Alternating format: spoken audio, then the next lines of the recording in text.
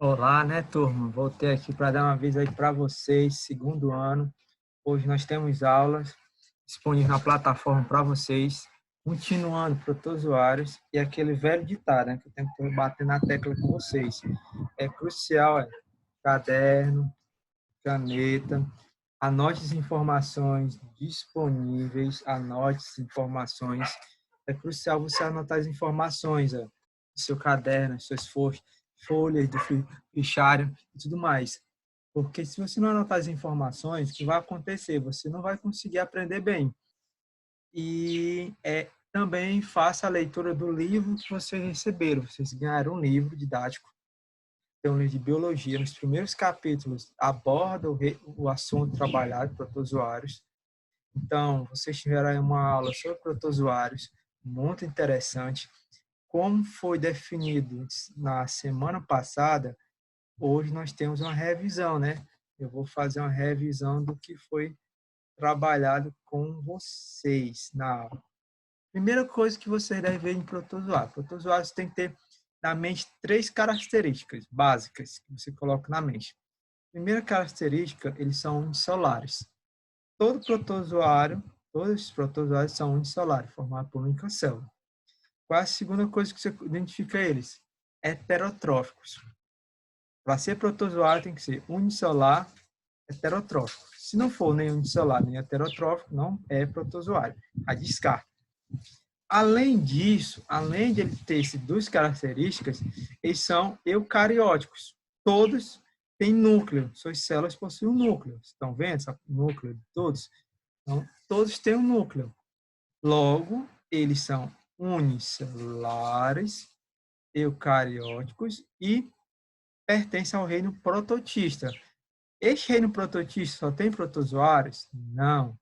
Eu também tenho algas, que são um grupo que vamos ver na próxima semana. Então, basicamente, o que nós temos que ver? Os protozoários, que é o nosso foco, protozoários, não esqueçam, unicelular, heterotrófico e eucariótico. Pertence ao reino prototista, chamado protista. O que nós temos aqui? Nós temos aqui, eles são obrigatoriamente eucariontes, como foi falado, eles têm um núcleo, está aqui o núcleo da estrutura. Poderão ter vida livre ou ser parasitas, como a giardia, que está aqui, provoca giardias, a malária, que eu tenho plasmódio, eu tenho os flagelados também, que eu posso leishmaniose também, tenho a doença de Chagas, eu tenho o esporozoário, como não provoca, que eles não tem movimento, eu tenho a triconomise, que é outro protozoário da ST, eu tenho a ameba, tenho a leishmaniose, então esses protozoários todos são unicelulares e vocês tiveram a oportunidade de dar uma estudada. E essa semana vão ver as doenças causadas por ele. No caso, hoje vocês vão ter um novo vídeo apresentando as doenças. Basicamente, os protozoários, eu tenho o que? A morfologia, eucariontes e unicelulares. A única célula, toda célula possui núcleo. Nutrição, heterotrófico. Eles não conseguem produzir seu próprio alimento, eles precisam capturar o alimento do ambiente. Excreção, que não, após capturar o alimento, digerir o alimento, que ele não consumido é liberado por difusão. Outra coisa, os protozoários, eles são classificados pela locomoção. Nós temos, como assim, professor? Você viu que na aula o professor apontou 4 grupos de protozoários. Você viu na videoaula, você deve ter anotado essas informações no seu caderno. Deu pause lá no vídeo, anotou as informações e apresentaram para você, não foi isso? Então, recapitulando, eu tenho um chamado risopóides, ou sacordinos, são protozoários que possuem pseudopóides. O que é pseudopóides? Pseudopóides, você não sabe, pseudopóides, é a membrana plasmática destes organismos que eles vão utilizar para que essa membrana plasmática? Eles vão projetar ela para se locomover. Em células normais, realiza um processo chamado de fagocitose, as células eucarióticas mais evoluídas, como nós. Mas no caso aqui, a ameba utiliza para se locomover e capturar alimento. Também temos os flagelados, também macrófagos. Por exemplo, está aqui, o Trypanosoma, Leishmania, a Giardia, Trichomonas. eles têm um flagelo. Lembra que flagelo é parecido com o espermatozoide? No caso, o flagelo do espermatozoide é também parecido com os flagelos daqueles protozoários. A origem, centríolos. Então, nós temos os centríolos formando essa estrutura. Também temos os ciliados, são bem mais simples, também chamados ciliatas. Os cílios também são formados por flagelos, são estruturas de locomoção. Então, tem um paramécio aqui, eu tenho um paramécio, por exemplo. E temos o apicomplexo, ou também chamado esporozoários. Não tem estrutura locomotora. Por exemplo, o plasmódio, ele não tem como se mover, ele tem que utilizar a corrente sanguínea da sua vítima para se deslocar e capturar as células. Então, protozoário, eu posso classificar em eucariontes, unicelulares, heterotrófico, excreção por difusão, eles são classificados pela estrutura de locomoção. Em relação à reprodução, não esqueça, se reproduz de duas maneiras, assexuada e sexuada. Assexuada é por biparticipação, ou seja, por uma mitose, vão fazer cópia de si mesmo. Assexuada, eles vão fazer um processo chamado de conjugação, também chamado de esporogenia. O que é isso, professor? Eu não entendi bem isso aqui na aula que o professor explicou. Esse processo, eles vão trocar material genético entre eles. Eles vão encontrar dois protozoários diferentes, da mesma espécie, são diferentes, mas pertencem à mesma espécie. Eles se encontram e trocam material genético. Isso é muito comum também nas bactérias. Quem já assistiu a aula da bactéria, prestou atenção nisso aí. Também eles possuem um vacúolo pulsátil, os protozoários de água doce. Os vacúolos servem de homoregulação, osmose de regulação, ele vai tirar o excesso de água do organismo. Então, são seres bem complexos, os protozoários. Então, mas não é algo tão complexo assim, como você viu na aula. Então, só recapitulando aí para você, você pode dar um pause, anotar isso aí. São organismos eucariontes, não esqueça, unicelulares, heterotróficos também é o mesmo termo. Eles são classificados pela estrutura de locomoção. Eles podem ser encontrados em água doce, principalmente devido ao vacúolo pulsátil, onde vai tirar o excesso de água. Reprodução assexuada e sexuada. Sexuada tem variação genética, variabilidade genética criada neste processo. Favorece a seleção natural. Aqui não, aqui é um processo de multiplicação mais rápido, mas não tem uma variação genética e evolutivamente e não são eficientes. Também na aula passada, vocês tinham 5 questões, eu passei uma atividade para vocês.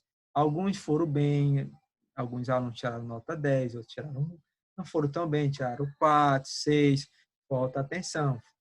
Vamos ver, hoje também tem mais questões. Como foi visto na aula passada, eu falei que ia dar a correção para vocês, dar o feedback dos exercícios. A primeira questão, ele está falando de protozoários, é da Federal do Maranhão, e é parecido com a USV, e pergunta o que serve aquele vacúolo. Quem prestou atenção na aula, deu uma estudada no livro e pesquisou outras informações, sabe que o vacúolo ele serve para a eliminação de excesso de água. Ou seja, o vacúolo contrátil, ou também chamado vacúolo pulsátil, por ter esses dois nomes, é presente nos protozoários de água doce, que é a estrutura. Para que ele serve? Regular a osmose, ou seja, tirar o excesso de água, expulsar o excesso de água. E não serve para locomoção, lembre que locomoção é pseudopóides, flagelos, cílios, ou não. Digestão de microcrustáceos, não faz isso. Absorção de água, não. E não absorve água pelo vacúolo. Emissão de pseudopóides, também não. Lembrando, o professor não lembra o que é osmose, por que tem esse vacúolo pulsátil, que era osmose. Lembra no primeiro ano? A osmose é um tipo de transporte de membrana.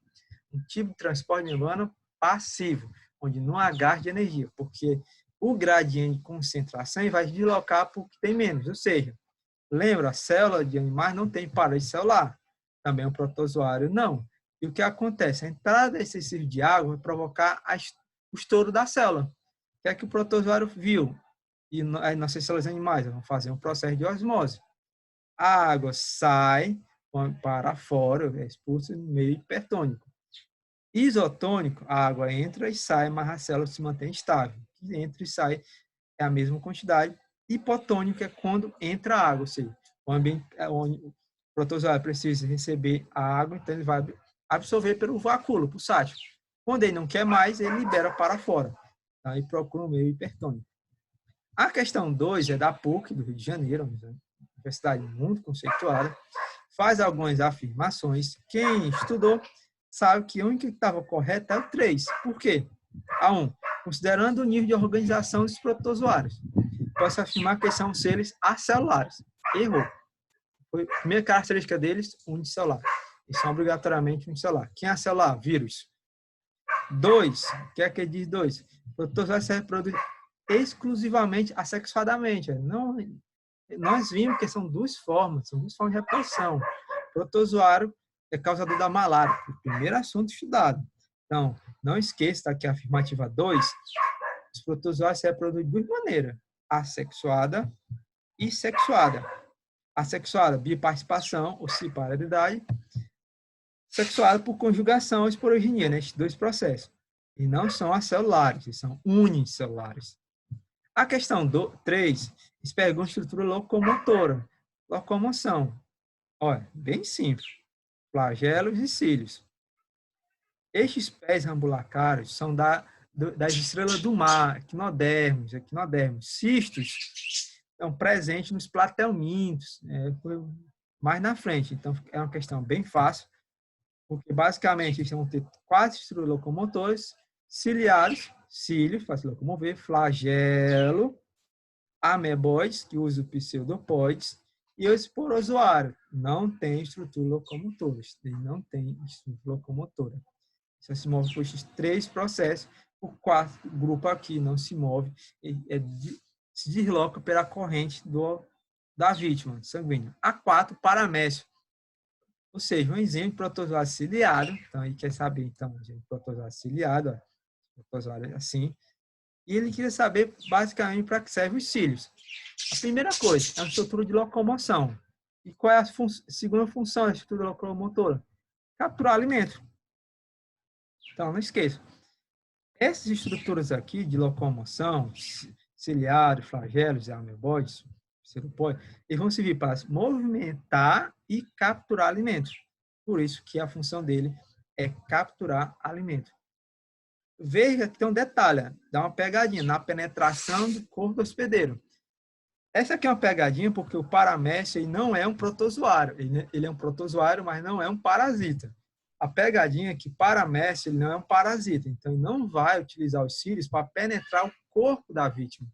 Se fosse outros parasitas, aí sim, que vocês vão ver na aula de hoje, tem protozoários ciliados que vão utilizar isso para entrar dentro da vítima. Ou seja, locomoção permite a digestão extracelular.